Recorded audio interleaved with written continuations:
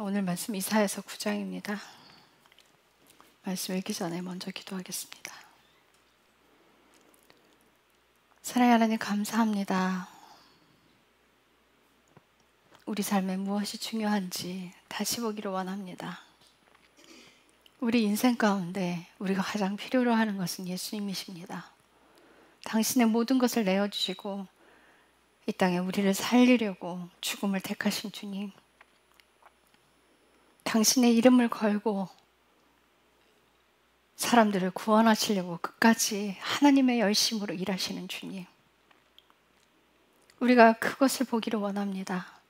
하나님의 비전을 만나고 하나님의 약속을 만나고 예수 그리스도의 피로 인하여 새롭게 태어나는 그 인생 가운데 생명이 아닌 것은 붙들지 않게 하시고 헛된 그 인생에서 벗어나기를 기도합니다. 이 땅에 쓰러져 가는 믿음의 사람들, 이 나라가 위태하고 이 나라가 어수선하며 나라가 어지러운 가운데 있습니다. 옛부터 하나님은 세상이 악해지면 악한 왕을 세우셔서 사람들을 심판하십니다. 지금 이 시대가 꼭 그런 것 같습니다. 이제 교회가 깨어나고 교회가 회개하는 자리로 가기를 원합니다. 종교인들이 되지 않기를 간절히 소망합니다. 우리에게 생명을 주신 예수 그리스도를 바라보고 그 사랑 안에 영원히 머물기를 기도합니다. 주님 감사합니다. 예수님의 이름으로 기도드렸습니다. 아멘. 네, 오늘 말씀 이사야서 9장입니다. 함께 읽고 21절은 교독하시고 21절 같이 읽겠습니다. 제가 먼저 읽습니다. 그러할지라도 그 흑암은 그 땅이 괴로움을 당하던 때의 흑암과 같지 아니하리니 그때는 그분께서 처음에 스불론 땅과 납달리 땅을 가볍게 괴롭히시고 나중에 요르단 건너편 바닷길 옆 민족들이 거하는 갈릴리에 있는 그 땅을 더욱 심하게 괴롭히셨느니라. 어둠 속에서 걷던 백성이 큰 빛을 보았고 사망의 그늘진 땅에 거하는 자들 곧 그들에게 빛이 빛이었도다. 주께서 민족을 번성하게 하시되 기쁨을 더하지 아니하셨나이다. 그럼에도 그들이 수확 때에 기뻐하며 사람들이 노력물을 나눌 때에 기뻐하는 것 같이 주 앞에서 기뻐하오니 이는 주께서 미디안의 날에 행하신 것 같이 그의 무거운 짐을 맨 멍에와 그의 어깨의 지팡이와 그를 압제하는 자의 막대기를 꺾으셨기 때문이니이다. 용사의 모든 싸움에서는 어지러운 소리와 피에 젖은 옷이 있으나 이 싸움에는 불사르는 일과 불지피는 땔감이 있으리라. 이는 한 아이가 우리에게 태어났고 한 아들이 우리에게 주어졌는데 그의 어깨에는 정권이 놓이고 그의 이름은 놀라우신 분, 조언자, 강력하신 하나님, 영존하신 아버지, 평화의 통치자라 할 것이기 때문이라. 그의 정권의 확장과 평화와 증진이 끝이 없으며 그가 다윗의 왕좌와 그의 왕국 위에 군림하여 그것을 정비하고 이제부터 영원토록 판단의 공의와 정의로 그것을 굳게 세우리라. 군대들의 주에 열심히 그것을 이루시리라. 주께서 야곱에게 말씀을 보내심에 그것이 이스라엘에게 내려왔으므로 온 백성 곧 에브라임과 사마리아 거주민이 알 것인데 그들은 교만하고 완악한 마음으로 말하기를 벽돌들이 무너졌으나 우리는 다듬은 돌들로 쌓고 돌 무화과 나무들이 찍혔으나 우리는 백향목들로 그것들을 대체하리라 하는도다. 그러므로 주께서 르신을 치려고 그의 대적들을 일으키시고 그의 원수들을 함께 합치시리니 앞에는 시리아 사람들이요 뒤에는 블레셋 사람들이라. 그들이 입을 벌려 이스라엘을 삼키리라. 이 모든 것에도 불구하고 그분의 분노는 돌아서지 아니하였고 그분의 손은 여전히 펼쳐져 있느니라. 이는 백성이 자기를 치시는 분에게로 돌아서지 아니하고 군대들의 주를 찾지 아니하기 때문이라. 그러므로 주께서 이스라엘에서 머리와 꼬리와 가지와 골프를 하루 만에 끊으실 터인데 나이 들고 존귀한 자는 그 머리요 거짓말을 가르치는 대언자는 그 꼬리니라. 이 백성의 지도자들이 그들을 잘못된 길로 이끌므로 그들의 인도받는 자들이 멸망을 달아했도다. 그러므로 주께서 그들의 젊은이들을 기뻐하지 아니하시고 그들의 아버지 없는 자들과 과부들에게 긍휼을 베풀지 아니하시리니 이는 모든 사람들이 위선자요 악을 행하는 자이기 때문이며 모든 입이 어리석음을 말하기 때문이니라. 이 모든 것에도 불구하고 그분의 분노는 돌아서지 아니하였고 그분의 손은 여전히 펼쳐져 있느니라. 사악함이 불같이 타올라 찔레와 가시를 삼키고 빽빽한 숲에 불을 붙임에 그것들이 연기가 올라가는 것 같이 올라가리라. 군대들의 주의 진노로 말미암아 그 땅이 어두워졌고 그 백성은 불지피는 땔감같이 되리니 아무도 자기 형제를 아끼지 아니하리라. 그가 오른손으로 움켜쥘지라도 줄일 것이요 왼손으로 먹을지라도 그들이 배부르지 아니하리라. 그들이 각각 자기 팔에 살을 먹으리니 므낫세는 에브라임은 므낫세를 먹을 것이요 또 그들이 함께 유다를 대적하리라. 이 모든 것에도 불구하고 그분의 분노는 돌아서지 아니하였고 그분의 손은 여전히 펼쳐져 있느니라. 아멘.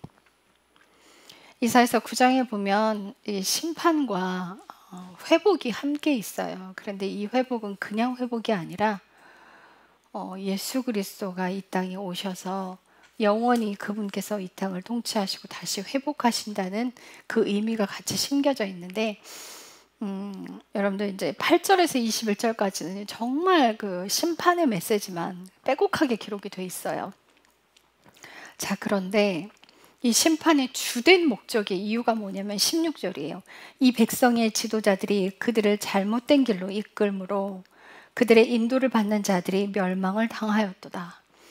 이스라엘의 왕들이 이 땅을 잘못 치리했기 때문에 그들이 잘못 인도하고 잘못 이끌었고 또한 선지자들이 잘못 이끌었기 때문에 하나님이 이 백성에게 심판을 내리실 텐데 그 손을 끝까지 거두지 아니하시고 여전히 펼쳐져 있을 거라고 말씀하세요. 그런데 여러분들 아셔야 되는 건요, 하나님의 심판은 회복을 중심으로 하고 있어요.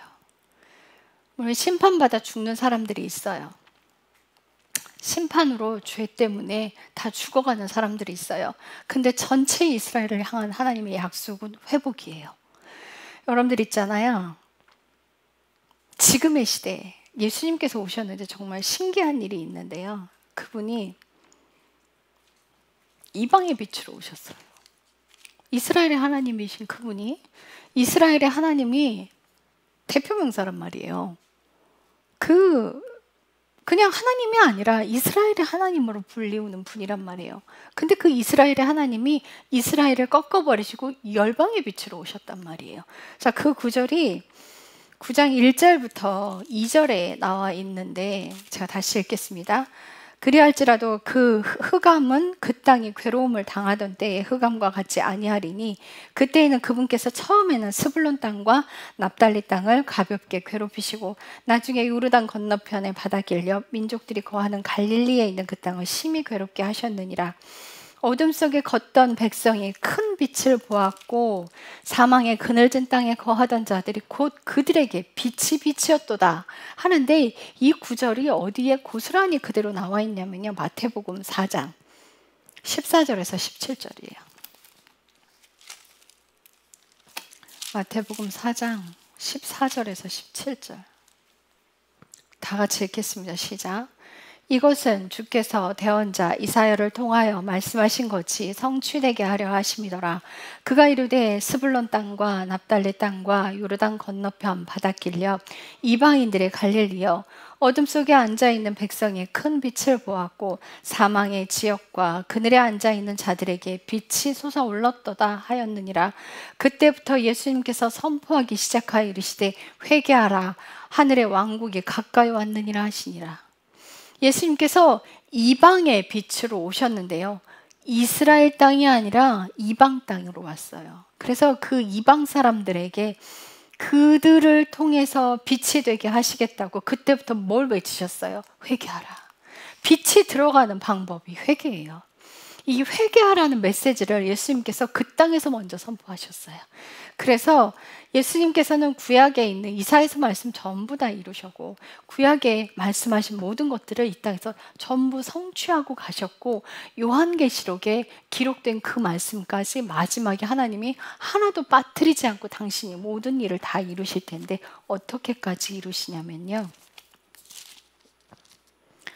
이사야서 9장 7절에 그가 정권의 확장과 평화의 증진이 끝이 없으며 그가 다윗의 왕좌와 그의 왕국 위에 군림하여 그것을 정비하고 이제부터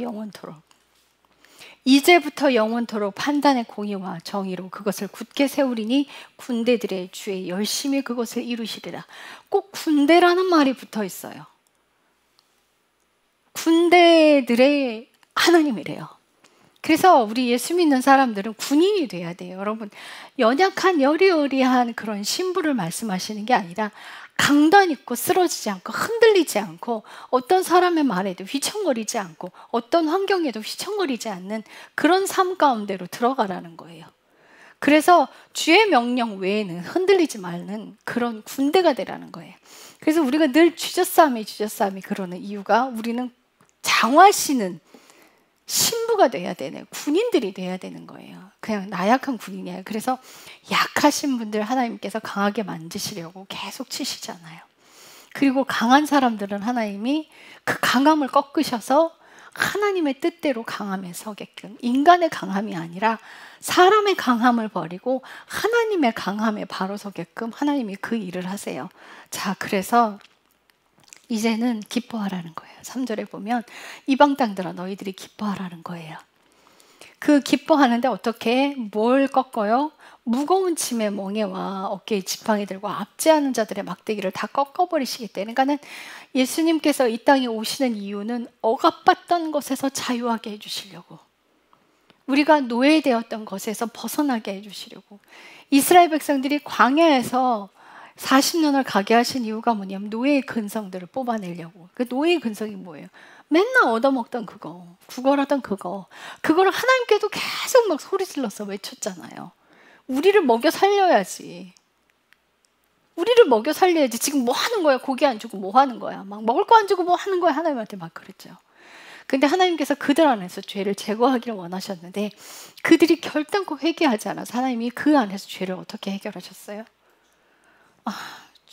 죽임으로써 죄를 제거하셨어요. 그들을 죽이셨어요. 그래서 지금 8절부터 21절까지 하나님께서 심판하시는 사람들은 죄를 담고 있는 사람들을 심판하시는 거예요. 이스라엘을 전부 다 없애시겠다는 게 아니에요. 회개하고 돌아오는 자들은 다시 회복시키겠다는 거예요. 자, 그런데 정말 재밌는 건 이제 이스라엘이 아니라 이방의 빛으로 오셨다는 거예요.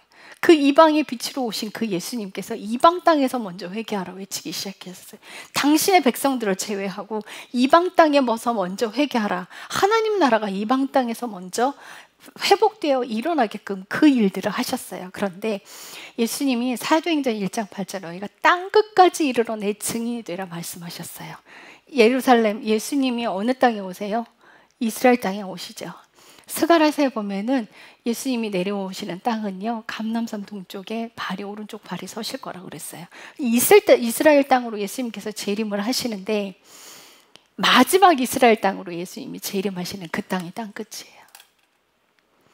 땅 끝까지 이르러 이제 복음이 이스라엘로부터 시작 안 해요.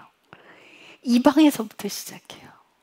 예수님께서 이방의 빛으로 오셔서 그 이방의 빛에서 회복하셔서, 그래서 이스라엘 제자들 회복시키고 거기서 이스라엘 땅에서 더 이상 전하지 못하게 했어요. 열방으로 다 흩어지게 만들어 버렸어요. 그래서 열방의 그 흩어진 복음들이 예수 그리스도 생명을 가지고 있는 사람들이 다 어디로 가는 줄 아세요? 이제 백투더 예루살렘. 그래서 백투더 예루살렘이에요. 우리가 전부 다 이 땅 끝에서부터 마지막 우리가 서 있는 그곳에서부터 계속 가는데요, 순교의 물결들이 계속 이어지고 있고요, 죽음들이 계속 이어져 나가서 하나님의 뜻대로 순교하는 물결들이 계속 이루면서 어디 예수님 재림하시는 그 땅까지 제가 어떤 청년의 손을 잡았어요. 그런데요, 강 못 건너고 죽더라고요. 거기 어디예요? 요단강을 못 건너고 이스라엘 땅에 못 들어가고 거기서 죽더라고요. 그러니까는 우리가 예수 믿는 사람들이 마지막에 정말 복음을 들고 어디로부터 오냐면 자기가 서 있는 그곳에서 복음 전하면서 계속하면서 순교하면서 예루살렘에 다 모여요. 거기가 땅 끝이에요. 그 땅에 다 모일 때 예수님을 보는 자도 있을 테고 보고 승천하는 자도 있을 테고 그리고 가다가 순교하는 사람들도 있을 거예요. 자, 그런데 하나님의 열심이 어디까지? 당신의 이름 때문에, 당신의 이름을 위하여, 당신의 이름을 위하여 힘을 내실 텐데 하나님이 약속하셨기 때문에 그거를 당신이 이루시겠다는 거예요. 사람과 하신 약속, 그거 그냥 버리면 되는데 당신과 하신 약속인 거예요. 내 이름을 걸고 내가 지키겠다는 거예요. 그래서 당신의 이름을 걸고 거룩해 언제? 영원까지, 내가 지금부터 영원까지 구원의 일들을 이룰 거야. 자, 하나님의 열심은요, 심판이, 하나님의 열심 속에 심판이 있어요. 왜냐하면 회개하라고. 지금 우리나라 너무 어수선하잖아요. 너무 어렵잖아요. 근데 정말 그 얘기를 딱 듣는데 오늘 목사님께서 그 말씀을 하시는 거, 어제. 세상이 악해지면 하나님이 악한 왕을 세워서 세상을 심판하신다는 거예요. 그 땅을 심판하신다는 거야. 야, 진짜 그 말이 맞나 보다, 이런 생각이 드는 거예요. 그런데 이 심판하시는 목적은 뭐냐면 죽이는 게 목적이 아니에요. 회개하라는 거예요. 제가 지금 계속 기도하는 건 뭐냐면 제발 교회가 깨어나게 해주십시오. 제발 교회가 회개하게 해주십시오. 제가요, 책을 이미 이제 대부분 다 써놨어요. 써놨는데 천년왕국이 들어가야겠더라고요. 책을 쫙, 제가 쓴 책인데도요, 그게 2년 한참 전에 써놓은 책이잖아요. 근데 그 책을 다시 꺼내서 읽으면서 수정 작업을 하면서 막 첨가하고 삭제하고 계속 했어요. 이제 그 일들을 작업을 하는데 너무 재밌는 거예요. 너무 재밌는데 막 있다가 와, 잘 썼다. 제가 써놓고 와, 잘 썼다. 이게 이제 하나님의 지혜니까 그런 말이 나오는 거예요. 하나님의 지혜로 막 쳐나간 거예요. 막. 그 주님이 손가락을 움직이셨겠죠. 막 쳐나가고서는 이제 그 글을 다시 읽는데 너무 재밌는 거예요. 너무 재밌는 거야. 근데 그걸 내가 썼는데 내가 쓴 게 아닌 것 같은 거죠, 느낌이 딱. 근데 이걸 딱 집필을 하고 나서 보니까 천년왕국이 들어가야겠다, 이런 생각이 드는 게, 사람들이 이 책을 딱 읽고 덮을 때 무슨 생각을 할지 머리 확 스쳐가는 거야. 누가 천국 가겠어? 누가 천국을 갈까? 이런 생각을 하겠구나. 그래서 반드시 천년왕국이 들어가야겠구나. 그래서 하나님께서 또 천년왕국을 예비하셨다는 걸, 그 사랑 때문에 버리지 아니하시고 다시 한번 기회 주신 그 천년왕국이 들어가야 하겠구나. 그래야 그나마 이 책에 누가 구원받아 하는 그 말들이 조금 이석되겠다라는 그런 생각이 드는 거예요. 그래서 이제 그 얘기를 우리 현진 집사님 통화하고 하는데, 우리 현진 집사님이 나랑 통화하는데 막 웃는 거야. 그래서 내가 웃길래 목사님 죄송해요 이러면서 막 웃는 거야. 동의하는 거지. 우리 목사님이 전하시는 그 메시지가 아무나 천국 못 가겠구나, 이런 생각이 들겠다는 거야. 자, 그런데 저는 천국 못 간다는 말을 그 책에 수록한 게 아니에요. 사람이 할 수 없다는 걸 기록한 거예요. 사람은 할 수 없어요. 하나님의 능력으로 모든 게 가능해요. 그러니까 모든 능력을 소유하신 그분이 나랑 동행하시는, 그분이 내 안에 계시는 거예요. 완전한 그 하나님이 내 안에 완전하게 들어오시면 그 완전한 하나님 때문에 나는 가는 거예요. 그래서 내 힘이 아니라 그분이 계속 그러시잖아요. 사람은 할 수 없는데 하나님은 하신다고. 그래서 그 구원의 계획을 하나님께서 심판을 내리시는 이유는 회복시키려고 심판을 내리신다는 거 여러분들 아셔야 돼요. 이 땅을 하나님이 징계하시더라도 돌아오라고 징계하신다는 걸 여러분들 아셔야 돼요. 그래서 우리 삶이 불 가운데 지날지라도, 물 가운데 지날지라도 그분이 늘 함께 하셔서 그 환경에 그분이 동행하신다는 것만 여러분들이 완전하게 신뢰하면 두려울 게 없어져요. 정말 여러분들의 인생에 하나님이 나랑 동행한다는 걸 믿느냐는 거예요. 그 대단하신 능력을 가지고 계신 그 하나님이 나랑 함께 한다는 걸 믿느냐는 거예요. 그 믿음이 작아서 흔들리는 거예요. 그 믿음이 작아서. 그래서 예수님께서 이 땅에 오셔서 이 땅을 심판하시는 이유, 지도자들 때문에 심판을 하시는데, 왜 지금 이 땅이 이렇게 망가진 거는요, 대통령 잘못 세워서가 아니에요. 목사들이 잘못해서예요. 대통령 탓이 아니에요. 목사들 탓이에요. 목사님들 탓이에요. 목사님들이 잘못 가르쳤어요. 목사님들이 헌금, 헌신, 봉사, 전도에만 열중하게 만들었어요. 목사님들이 그걸 순종으로 가르쳤어요. 여러분들 순종은 그게 순종이 아니에요. 헌신, 봉사 열심히 해도 지옥 가요. 헌금 열심히 해도 지옥 가요. 순종은요, 내 삶의 순종이에요. 그래서 제가 쓰는 그 책 내용엔요, 에베소서 5장 말씀처럼 부부사랑을 하면 예수 그리스도와 완전한 하나의 사랑으로 점도 없고 흠이 없게 된다면 주름도 없게 만드는 그 일이 부부가 온전하게 사랑할 때, 여러분 부부가 온전하게 사랑하면요 자녀에게 그 사랑은 자동으로 흘러가요. 근데 부부가 갈등이 많아. 근데 한쪽 부모가 자녀에게 사랑을 준다 할지라도 그 자녀들이 건강한 모습으로 부모를 바라보지 않아요. 그 자녀들이 건강하게 자라지 않아요. 물론 만약에 엄마가 자녀들에게 사랑을 준다면 엄마와 그 자녀의 사이에 교감은 잘 될지 모르겠지만 자녀들의 영적 건강은 잘못돼 가요. 부부가 밖에 사람들에게 보이는 쇼윈도 부부로 산다면 자녀는 망가져요. 망가지게 돼 있어요. 그러니까 온전하게 부부가 사랑을 하게 될 때 그 사랑하는 모습을 바라보고 자녀들이 건강하게 자라는 거예요. 그러니까 부부가 사랑을 하잖아요. 그럼 그 자녀는요, 그걸 보고 배우기도 하지만 부부 사랑이 건강하면 자녀들에게는 그 온전한 건강한 사랑이 흘러가는 건 당연한 거예요. 부부가 사랑하는데 자녀들에게 함부로 대하지 않아요. 결코 함부로 대하지 않아요. 근데 부부 사랑이 이게 스크러치가 나 있다면 자녀들은 어떻게 됐건 상처를 받습니다. 한쪽 부모의 사랑만 가지고는 자녀들이 바르게 못 자라요. 이 깨진 상태에서는. 그래서 온전한 부부 사랑이 그것이 예수 그리스도와 교회에 관해서 말씀하신다고 한 것처럼 순종은 집안에서. 그래서 원수를 집안에 두셨다고요. 원수를 집안에 두셨으니까 원수를 사랑하라는 거예요. 그 가정에서부터. 가정 살리기 프로젝트예요, 하나님은. 그래서 순종을 잘못 알고 있는 것들을 그 순종을 방향을 다 바꿔줬어요. 그게 답이거든요. 그거 다 제껴놓고 밖에 나가서 헌신봉사 전도하면 지옥 가요. 가정을 먼저 살리지 않고 밖에 나가서 하는 건 다 거꾸로 하고 순종을 싹 다 거꾸로 하고 있어요.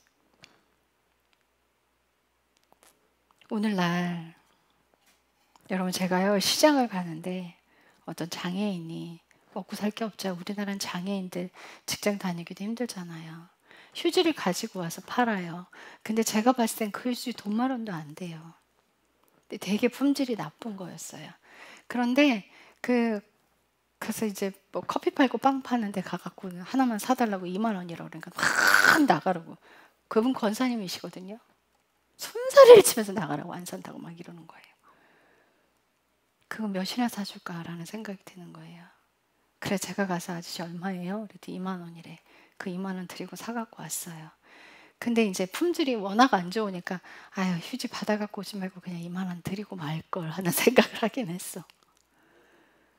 근데 오늘날 교회 앞에서 구걸을 하잖아요. 그럼 교회 이미지 나빠진다고 거리 내쫓아요. 도와주는 게 아니라. 이렇게 돼 있어요 지금 현재 교회가. 현대 교회가요 세상과 타협하거나 교회에 세상 문화를 가져와서 세상 사람들을 전도하겠다고 세상 문화를 가지고 왔단 말이에요.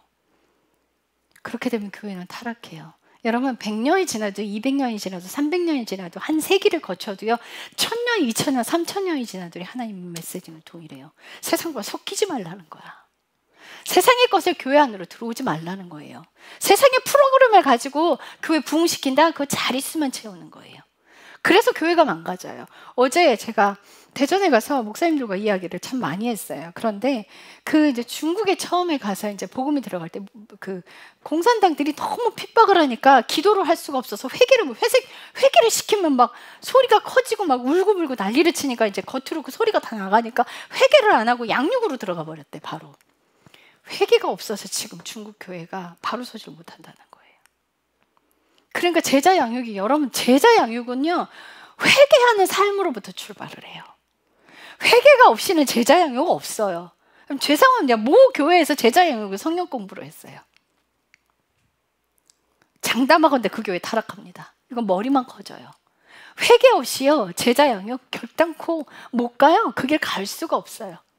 하나님께서 심판을 말씀하시는 건 내가 너 가만두지 않겠어 라는 뜻이 아니에요. 회개를 계속 강조하시는 거예요. 회개하면 살 거라는 거예요. 회개하는 인생이 없이는요 하나님 앞에 한 발짝도 못 가요.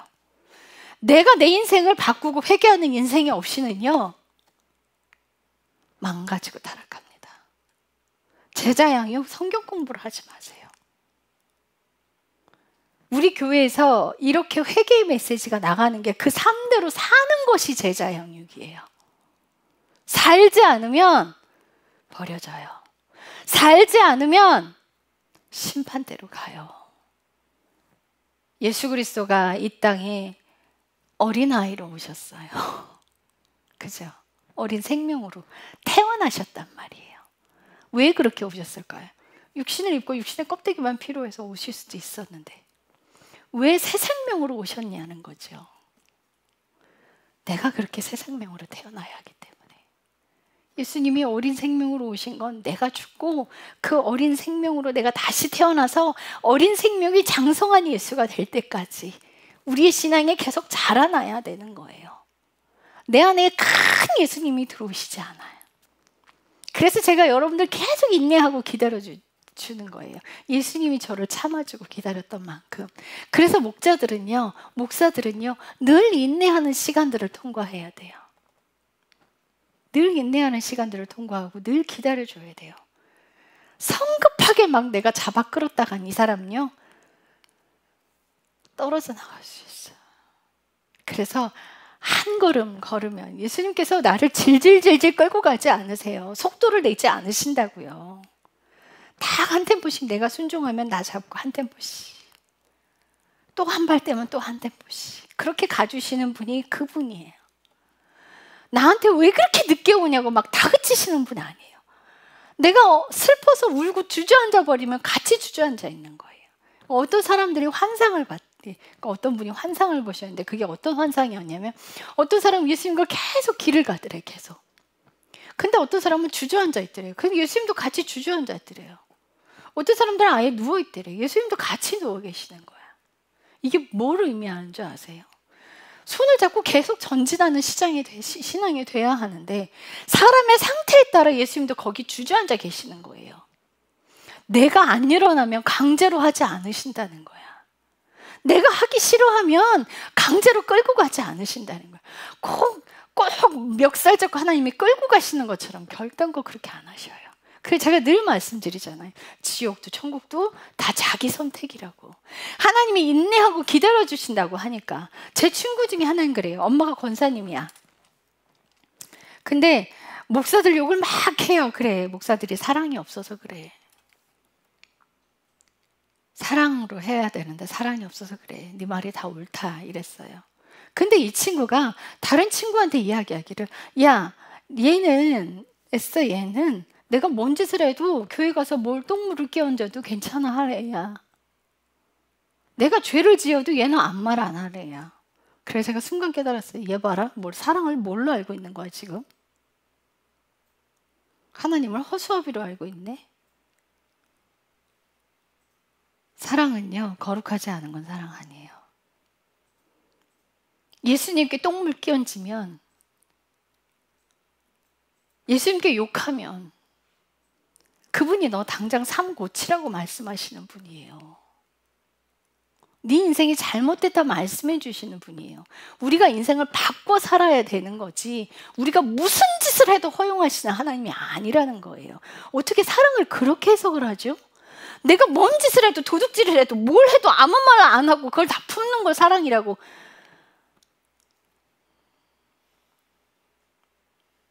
아, 그래서 지옥 가는구나 싶었어요. 아, 회개하기 싫어서 지옥 가는구나. 저와 여러분들의 인생의 회개는 축복이에요. 결국은 회개하지 않아서 그래서 버려지는구나. 어떻게 사랑을 그렇게 얘기하지? 그래서 We are the world인 거야? 우리 다 같이 죄 지으면서 가자는 거야? 종교 통합이 그거더라고 보니까. 종교 통합이 그거더라고요. 우리 다 같이 손잡고 죄 짓자. 하나님은 사랑이시야. 기가 막힐 노릇이에요. 손잡고 죄 지으면 손잡고 지옥 가요. 주님의 사랑은 거룩한 곳에 있어요. 주님은 죄 짓는 자를 끔찍하게 싫어하시는 분이에요. 우리가 단지 신앙인들이 넘어진다 하는 뜻은요, 상처 때문에 주저앉아 있거나 또 내가 내 죄를 보지 못해서, 제가 죄라고 이야기하는 건 내 안에 올라오는 것들과 씨름하라는 거예요. 정말 행위의 죄들을 지어도 된다고 말씀드리는 게 아니에요.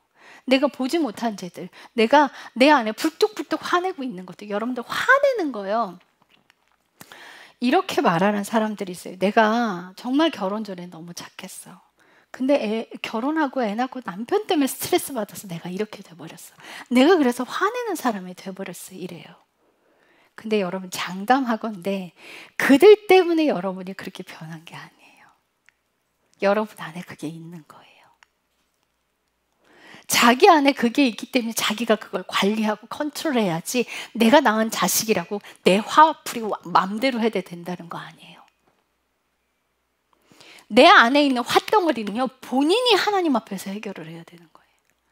예전에 제가 그 38살 때 그 모 감리교회 간사로 있을 때, 그때 그 교육부 전도사님이, 청년부 전도사님이 그렇게 애들한테 소리 지르고 화를 냈어요.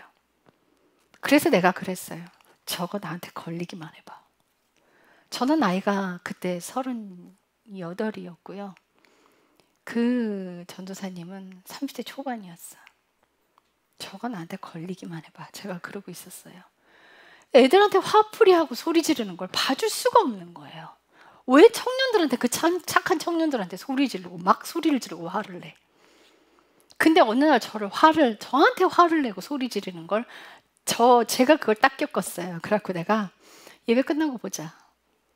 네, 진짜 1대1로 맞짱 뜰 거야 이랬거든요. 근데 그 얘기를 청년 하나가 전사님한테 가서 전달을 했어. 그러니까 수요예배 안 들어오시더라고. 그러면서 저를 불러요. 그래서 제가 갔어요. 그랬더니 이제 교육부 회의실에서 저를 부르는 거 혼자 계시더라고. 갔어요. 그랬더니 얘기 들었대. 이렇게 저 욕하셨죠? 이러더라고. 그랬거든. 저 전사님 욕한 게 아니라 진짜 맞짱 뜨려고 왔습니다. 이랬어 내가. 그러면서 뭐라 그랬냐면, 왜 청년들한테 화내십니까? 그랬더니, 내가 언제 화냈니? 화내셨잖아요. 화내셨거든요. 그리고 저한테 왜 화내셨어요? 화 안 냈대. 아까 저한테 소리 지르고 화내셨거든요. 그랬더니 그때 뭐라고? 그럼 내 화는 어디다 푸니? 기가 차서. 그 화요, 하나님 앞에서 본인이 해결하세요. 애들한테 풀지 마시고. 청년들이 무슨 잘못을 했다고 청년들한테 소리 지르고 화를 내세요? 이 진짜 정말 잘못 오해하고 계시네 이분. 그래서 제가 그러면서, 전도사님 그렇게 화덩어리 가지고 목사 되시려고 하십니까? 그렇게 남한테 착한 양들 그렇게 해코지 하려고 목사 되려고, 대우받으려고 목사 되십니까? 저 묻겠습니다. 진짜 진지하게 묻겠습니다. 그럼 목사 왜 하십니까? 그때 수련목하고 있었어요. 목사에게 왜 가십니까? 하고 물었어. 왜 시작하셨습니까? 목사는요, 대우받는 자리 아니에요. 바닥에서 겨야 되는 자리예요. 목사는요, 처절하게 울부짖어야 하는 자리고요. 목사는요, 섬겨야 되는 자리고요. 목사는요, 핍박 받으면서 모진 말 당해가면서 매질 당해가도 그 자리에서 침묵하고 조용하게 하나님 앞에 있어야 되는 사람이에요. 대우받는 게 결단권입니다. 만약 대우받으려고 시작하셨으면 지금 멈추십시오. 늦지 않았습니다. 제가 그 전사님 막 야단쳤어요. 그랬더니 저한테 그래요. 전사님 기도해 주세요. 제가 기도한다 되겠습니까? 하나님 앞에 무릎 꿇고 회개하고 들어가십시오.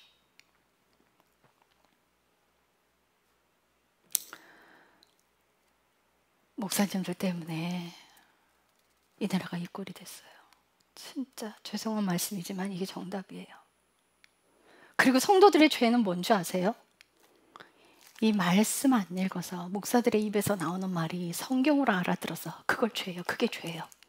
기도하지 않고 말씀 읽지 않아서, 말씀 읽고 본인의 삶에 말씀 적용시켜서 진짜 목사가 하는 말이 맞는지 틀린지 판단하고 가야 되는데, 분별하고 가야 되는데 그거조차를 하지 않아. 목사님들이 하시는 설교를 성경으로 알고 받아들여.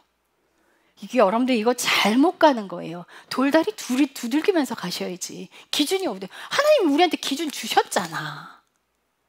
이걸 왜 멀리해? 여러분들의 삶에 성경 멀리하면요, 여러분들 똑바로 못 가요. 여러분들, 내가 듣는 그 하나님의 음성 뭘로 분별하는 줄 아세요? 이거예요. 이걸로 분별하는 거예요. 근데 내가 말씀 안 읽으면 기준이 없는데 어떤 기준으로 분별할 건데요? 어떤 기준으로?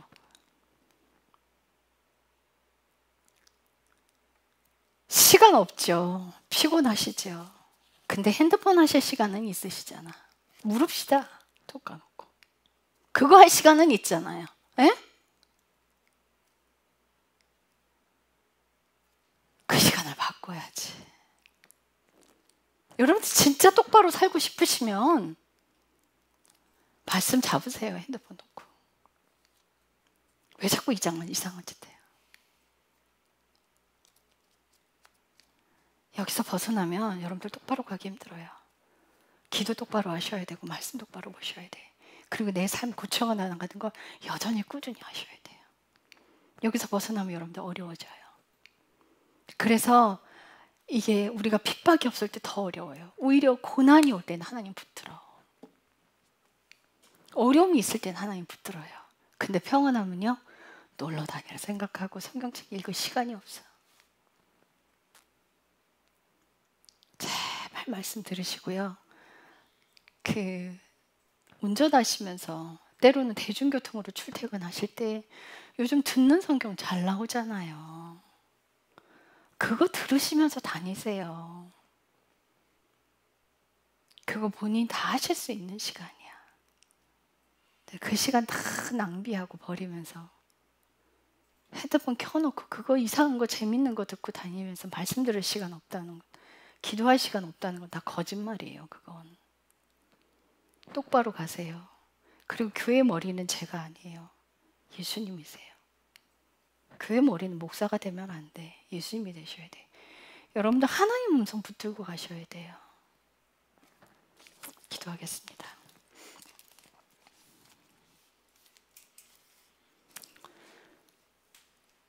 주님,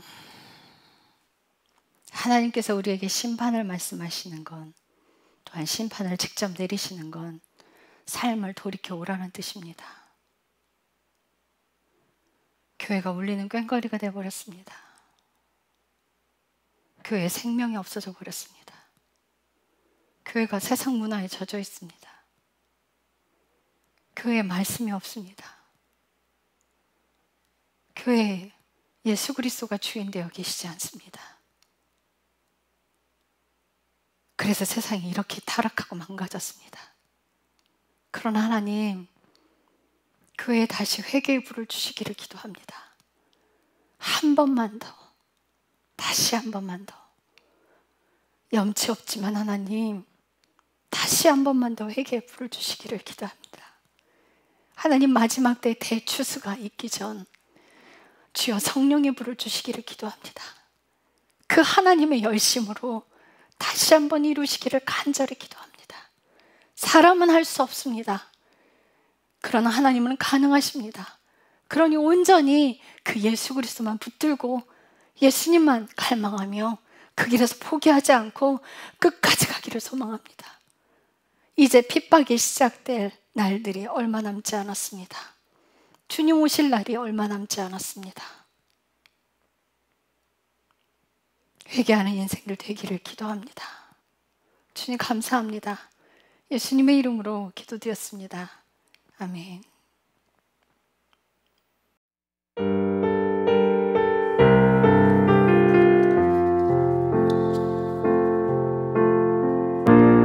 내가 그리스도와 함께 십자가에 못 박혀 오직 그리스도로 살리